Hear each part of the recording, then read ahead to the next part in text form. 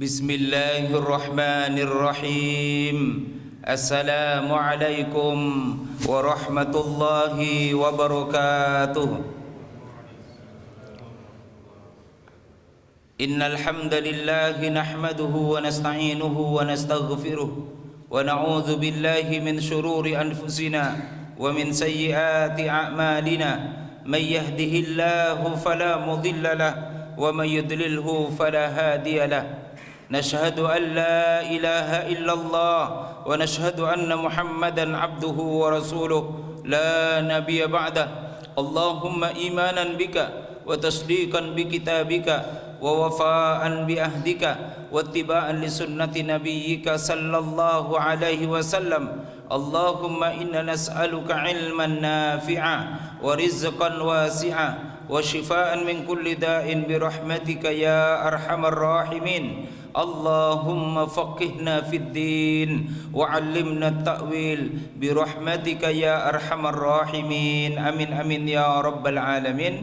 Ma'asyiral muslimin wal muslimat jamaah syubuh arsyadakumullah. Bersyukur kita kehadiran Allah Subhanahu wa taala masih diberikan panjang umur. Mudah-mudahan diberikan kekuatan iman dan Islam, bisa kita jaga salat subuh kita berjamaah. Karena Rasulullah sallallahu alaihi wasallam bersabda, "Man shalla al-bardaini dakhala al-jannah." Kalau ada orang ingin diketahui apakah orang itu ahli surga ataukah bukan, maka kata Rasulullah sallallahu alaihi wasallam, orang yang membiasakan istiqomah menjaga dua salatnya, yaitu salat subuh berjamaah dan salat asar berjamaah, maka itulah ciri-ciri orang ahli surga. Mudah-mudahan istiqomahnya kita salat subuh berjamaah ini menjadi isyarat bahwa kita sedang dipilih oleh Allah Subhanahu wa taala sebagai ahli surga fid dunya wal akhirah. Amin ya rabbal alamin. Salawat dan salam kita sampaikan kepada baginda Nabi Muhammad sallallahu alaihi wasallam.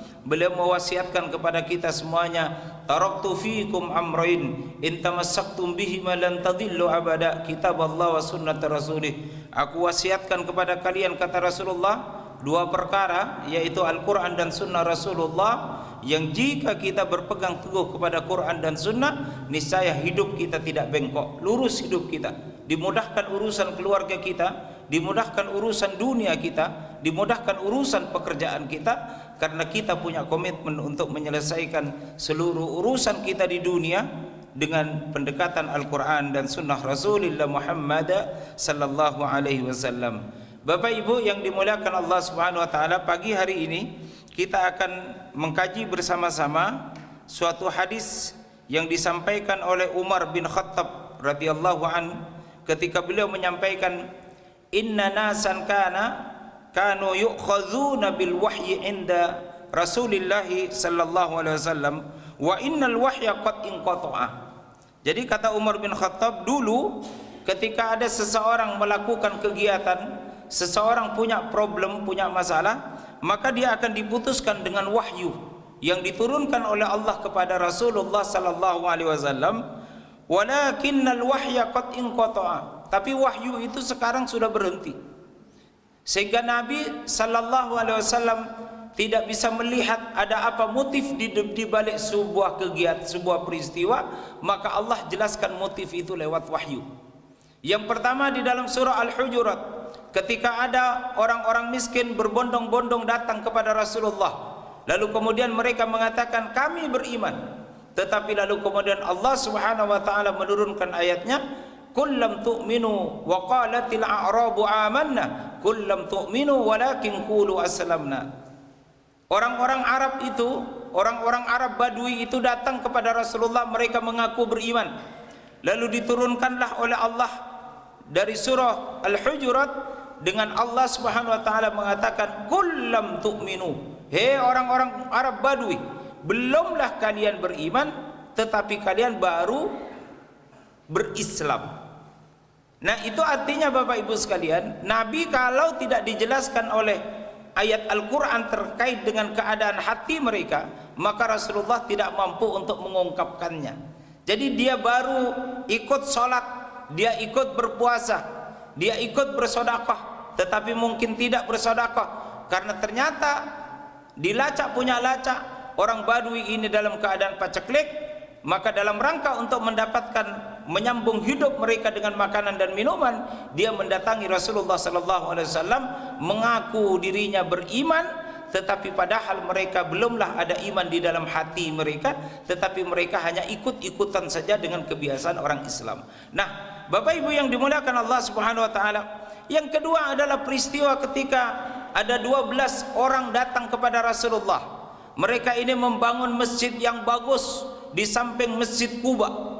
Ada 12 orang datang kepada Rasulullah, "Ya Rasulullah, kami sudah membangun sebuah masjid yang bagus.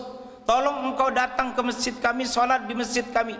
Tetapi kata Rasulullah sallallahu alaihi wasallam, "Saya akan sholat ke masjidmu, tetapi hari ini saya dengan para sahabat akan pergi melakukan perang Tabuk. Nanti kalau sudah selesai perang Tabuk, saya akan datang ke masjidmu dan saya akan sholat di masjidmu." Ketika selesai peperangan Tabuk itu, lalu kemudian Allah Subhanahu wa taala menurunkan surah At-Taubah ayat 107 108. Jadi kalau Nabi tidak dijelaskan oleh surah At-Taubah ayat 107 108, Rasulullah tidak mengerti. Karena masjid yang dibangun ini arsitekturnya bagus. Dia lebih bagus dibandingkan dengan Masjid Quba, masjid pertama yang dibangun oleh Rasulullah sallallahu alaihi wasallam di Madinah. Tapi ketika Allah menurunkan surah At-Taubah ayat 107 sampai ayat 108, maka barulah terungkap bahwa masjid yang dibangun oleh 12 orang itu tidak lain dalam rangka untuk digunakan sebagai tempat mereka bersembunyi sebelum nanti kedatangan pasukan Heraklius yang datang untuk menghancurkan kota Madinah dari luar. Jadi mereka ini adalah persongkongkolan dari Al-Amir Ar-Rahib. Jadi Abu Amir, dia adalah orang senior penduduk Madinah yang tidak menyatakan keislamannya, tetapi mereka, Abu Amir ini dengan orang-orang munafik lainnya datang menemui Raja Romawi, kemudian mengambil kesepakatan agar Romawi datang menghancurkan Madinah dari luar, dan mereka yang ada di kota Madinah mereka akan bersembunyi sebelum kedatangan pasukan Heraklius. Maka dibangunlah masjid, namanya Masjid Dirar. Masjid ini dibangun bukan karena dasar ketakwaan kepada Allah, tetapi tafriqan, untuk memecah belah umat. Tetapi masjid ini dibangun untuk menunggu kedatangan pasukan Romawi untuk menyerbu kota Madinah dari luar, dan mereka nanti akan menghancurkan Madinah dari dalam. Karena sudah dibuktikan perang Badar, 1000 pasukan orang kafir Makkah melawan 314 pasukan kaum muslimin, mereka tidak bisa menundukkan Madinah. Di dalam perang Uhud, 3000 pasukan berhadapan 750 pasukan Rasulullah, mereka tidak mampu mengalahkan kota Madinah. Di dalam perang Khandaq, 10.000 pasukan, mereka pun tidak mampu untuk mengalahkan kota Madinah. Itu artinya kalau hanya ada serangan dari luar saja, tidak akan mampu untuk menghancurkan kota Madinah. Karena itulah maka Abu Amir lalu kemudian membuat strategi agar nanti ada yang menyerang dari luar, tetapi juga ada yang menyerang dari dalam, dan yang menyerang dari dalam inilah lalu kemudian bersembunyi di balik sebuah masjid yang megah, sebuah masjid yang bagus, yang jauh lebih indah dibandingkan dengan Masjid Quba. Tetapi ternyata masjid ini dibangun dalam rangka untuk menunggu orang-orang Romawi melakukan penyerangan kepada kota Madinah. Dari mana Rasulullah mengerti ini semua? Karena Allah menurunkan wahyunya di dalam surah At-Taubah ayat 107 ayat 108. La takum fihi abadan. Jangan sekali-kali engkau ya Muhammad masuk ke dalam masjid ini untuk menunaikan salat kepada Allah Subhanahu wa taala. La takum fihi abada. La masjidun ussisa 'ala taqwa. Karena seharusnya setiap masjid yang dibangun itu bukan atas dasar permusuhan, bukan atas dasar pertentangan dan percekcokan, tetapi setiap masjid itu dibangun atas dasar ketakwaan kepada Allah Subhanahu wa taala. Jadi inilah yang dimaksud oleh Umar bin Khattab, wa inna nasan kanu yu'khadzuna bil wahyi inda fi ahdi Rasulillah sallallahu alaihi wasallam fa innal wahya qad inqata'a. Tapi sekarang wahyu sudah terputus. Orang tidak bisa lagi mendapatkan berita dari wahyu terkait dengan apa yang ada di balik yang tampak. Oleh karena itulah maka Umar meletakkan kaedah terkait dengan baik dan buruk dengan mengatakan wa innama na'khudzukumul ana bima dhahara lana min a'malikum. Sesungguhnya kata Umar bin Khattab, kami akan memutus suatu perkara di antara kalian hari ini, itu didasarkan kepada yang tampak dari perbuatan-perbuatan kalian. Faman adhara lana khairan aminnahu wa qarrabnahu, dan siapa yang menampakkan perbuatan yang baik, maka kami akan melindunginya, kami akan mendekatinya. Walaisa min sariratihi syai'un, dan kami tidak punya urusan dengan apa yang ada di dalam hatinya. Allahu yuhasibu fi sariratihi, karena yang akan menilai yang ada di dalam hatinya itu hanyalah Allah Subhanahu wa taala. Oleh karena itulah Bapak Ibu sekalian, hadis ini kemudian diturunkan menjadi kaidah usul fikih dengan melahirkan sebuah kaidah al-hukmu bidawahir. Hukum itu diputuskan berdasarkan dohirnya yang tampak. Sehingga Islam itu tidak bisa kebaikan hanya di batin, tetapi kebaikan itu harus ditampakkan. Saya bertanya kepada bapak-bapak yang punya istri, pernah tidak bapak-bapak menyampaikan rasa cinta kepada istri? Sudah menikah 10 tahun, 15 tahun, 20 tahun, bapak-bapak menyatakan tidak cinta kepada istri? Ada enggak? Bu? Ada ibu-ibu enggak ini? Bu? Suami jenengan pernah enggak menyatakan cinta ke ibu? Udah nikah 5 tahun, 10 tahun, 12 tahun, 20 tahun. Pernah menyatakan apa enggak, Bu? Enggak jawab. Al-hukmu bidawahir, harus ditampakkan. Bahwa kita sayang kepada istri harus ditampakkan wujud dari rasa sayang itu. Jadi tidak bisa orang mengatakan saya sering marah sama istri, tetapi hati saya baik kepada istri saya. Oh, tidak bisa, kata Umar bin Khattab. Karena kita menilai seseorang baik atau tidak baik itu tergantung kepada penampilan fisik, bagaimana kebaikan itu dilakukan. Sedangkan urusan hati itu yang mengerti hanyalah Allah Subhanahu wa taala. Wahyu Allah tidak akan turun untuk menghakimi hati seseorang. Oleh karena itu kata Umar bin Khattab, faman adhara lana khairan aminnahu wa qarrabnahu, siapa orang yang menampakkan perbuatan yang baik, kami akan melindunginya, kami akan mendekatinya, dan kami tidak ada urusan dengan hatinya, karena hatinya hanya dinilai oleh Allah Subhanahu wa taala. Tetapi sebaliknya, waman adhara lana su'an, siapa yang menampakkan kepada kami perbuatan yang buruk, lam na'manhu, maka pasti kami tidak akan melindunginya. Walam nusaddiqhu, kami tidak akan mempercayainya. Wa in qala inna sariratahu hasanah, walaupun dia mengatakan bahwa di balik perbuatan yang buruk itu sesungguhnya ada hati yang baik. Jadi Islam itu tidak bisa al-hukmu bidawahir. Kalau orang yang baik itu ya harus ditampakkan dalam bentuk perbuatan yang baik. Nah, Bapak Ibu yang dimuliakan oleh Allah Subhanahu wa taala, satu ketika hari Rabu kemarin sore saya menyampaikan majelis taklim di Karanganyar.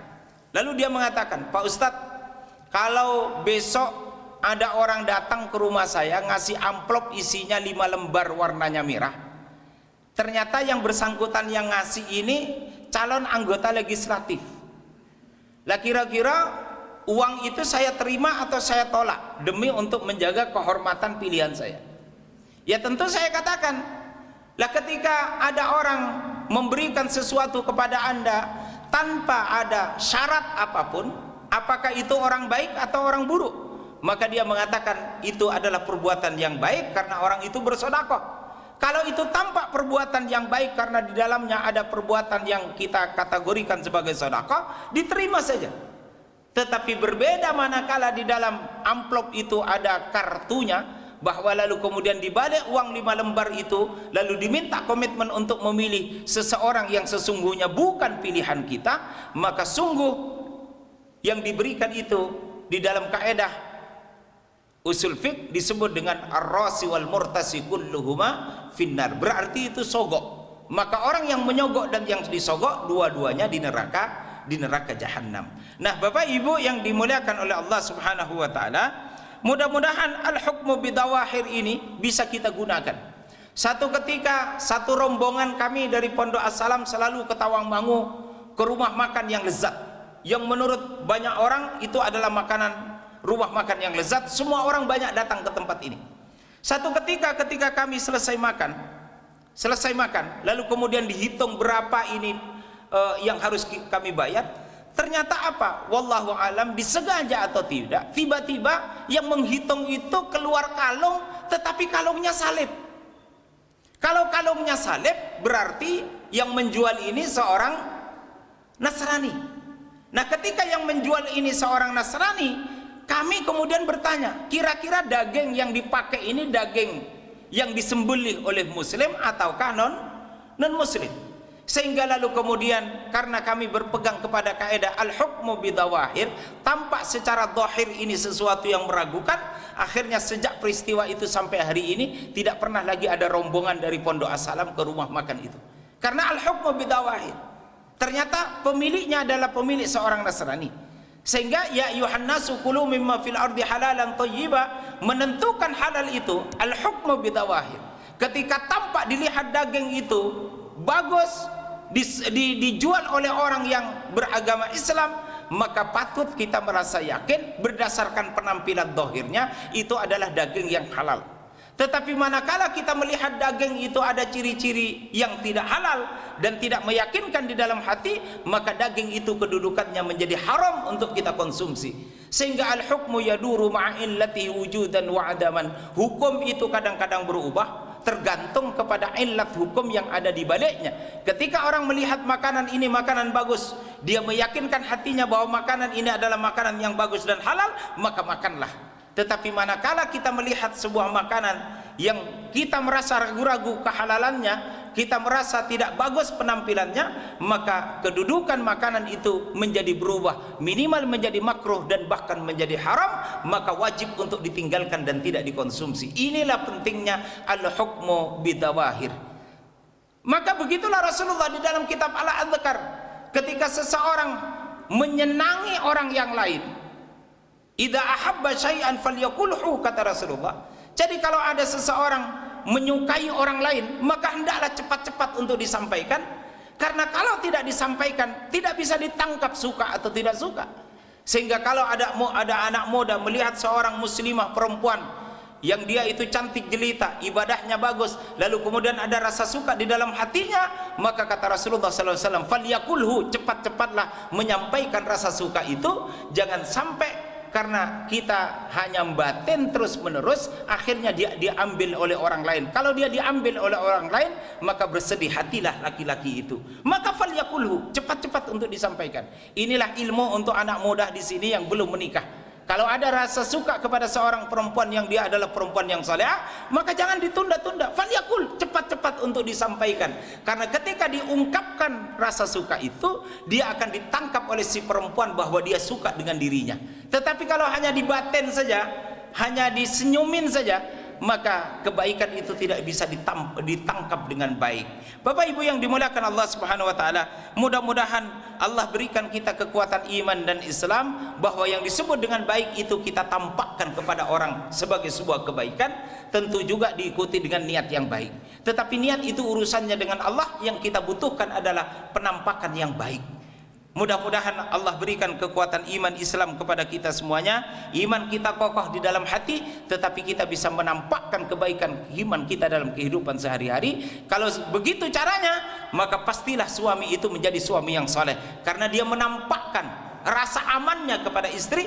Dan ketika istri bisa menampakkan kebaikannya kepada suami, maka mudah-mudahan istri itu diangkat oleh Allah menjadi istri yang salihah. Kalau masing-masing menampakkan kebaikannya kepada pasangannya masing-masing, maka diangkatlah keluarga ini menjadi keluarga yang sakinah, mawaddah, warahmah. Jangan dibatin terus. Saya jadi mau belikan istri saya itu emas, tapi mau dibatin. Saya itu jadi mau traktir istri saya di tempat makan yang bagus, yang istimewa, yang lezat, tapi mau dibatin. Lah kalau semuanya dibatin, maka tidak ada konstruksi hukum yang muncul sebagai sebuah kebaikan. Maka kata Umar bin Khattab, man adhara khairan fa khairun. Siapa orang yang menampakkan kebaikan, maka dia orang yang baik. Tidak ada urusan hatinya seperti apa. Wa man adhara syarran fa syarrun. Maka siapa yang menampakkan keburukan, dia orang yang buruk. Saya tidak ngerti hatinya seperti apa, tapi karena menampakkan perbuatan yang buruk, maka dia buruk. Kalau dia menampakkan perbuatan yang baik, maka dia baik. Maka kebaikan tidak boleh dibatin terus menerus, tapi ditampakkan. termasuk di dalamnya rasa suka kepada orang lain harus ditampakkan. Mudah-mudahan apa yang kami sampaikan bisa menjadi renungan kita bersama, bahwa al-hukmu bidawahir, bahwa baik dan buruk itu tergantung kepada yang tampak. Kalau di hadapan Allah baik dan buruk dinilai hatinya, tetapi kita tidak bisa menilai hati. Yang bisa menilai hati itu adalah Allah Subhanahu wa taala. Mari kita berdoa. A'udzubillahi minasyaitonirrajim. Bismillahirrahmanirrahim. Hamdan syakirin hamdan naimin, hamdan yuwafi ni'amahu wa yukafi'u mazidah. Rabbana lakal hamdu kama yanbaghi li jalali wajhikal karim wa 'azimi sultanik, bi rahmatika ya arhamar rahimin. Allahumma rabbana la tuzigh qulubana ba'da idh hadaitana wa hab lana min ladunka rahmah innaka antal wahhab, bi rahmatika ya arhamar rahimin. Ya Allah ya Rahman ya Rahim ya Aziz ya Ghaffar, kalau ada di antara kami engkau uji dengan urusan ekonomi ya Allah, berikan kepada kami ya Allah sumber rezeki yang halal, sumber rezeki yang cukup, sumber rezeki yang berkah. Allahumma kfina bihalalika an haramik wa aghnina bifadlika amman siwak. Ya Allah ya Rahman ya Rahim ya Aziz ya Ghaffar, kalau ada di antara kami engkau uji dengan sakit ya Allah, berikan kesembuhan kepada kami ya Allah. Allahumma rabban nas mudhibal ba'si ishfina anta syafi la shifaa illa shifauka shifaan la yughadiru saqaman bi rahmatika ya arhamar rahimin. Ya Allah ya Rahman ya Rahim ya Aziz ya Ghaffar, kalau ada di antara kami engkau uji dengan sulitnya urusan dunia ini ya Allah, sulitnya mendidik anak-anak keturunan kami ya Allah, maka berikanlah kepada kami ya Allah kemudahan. Yang sulit engkau jadikan mudah bagi kami untuk menyelesaikannya ya Allah. Allahumma la sahla illa ma ja'altahu sahla wa anta taj'alul hazna idza syi'ta sahla bi rahmatika ya arhamar rahimin. Ya Allah ya Rahman ya Rahim ya Aziz ya Ghaffar, lihatlah kepada hati kecil ya Allah, kepada setiap jamaah yang hadir di majlis ini ya Allah. Lihatlah hati kecilnya ya Allah, kalau di dalam hati itu ada munajat kepada engkau, segera engkau kabulkan ya Allah, segera engkau kabulkan ya Allah, segera engkau kabulkan ya Allah. Allahumma inna nas'aluka mujibati rahmatik wa azaima maghfiratik wal ghanimata min kulli birrin was salamata min kulli ithmin wal fawza bil jannati wan najata minan nari wal afwa 'inda al hisab. Allahumma لا تدع لنا ذنبا إلا غفرته ولا عيبا إلا سترته ولا هما إلا فرجته ولا حاجة من حوائج الدنيا هي لك رضا ولنا فيها صلاح إلا قضيتها يا أرحم الراحمين. اللهم ربنا آتنا في الدنيا حسنة وفي الآخرة حسنة وقنا عذاب النار وقنا عذاب النار وقنا عذاب النار وأدخلنا الجنة مع الأبرار يا عزيز يا غفر برحمتك يا أرحم الراحمين. سبحان ربك رب العزة عما يصفون وسلام على المرسلين والحمد لله رب العالمين. Amin amin ya rabbal alamin. Demikian yang bisa kami sampaikan, kurang dan lebihnya mohon maaf. Billahi taufik wal hidayah. Wassalamualaikum warahmatullahi wabarakatuh.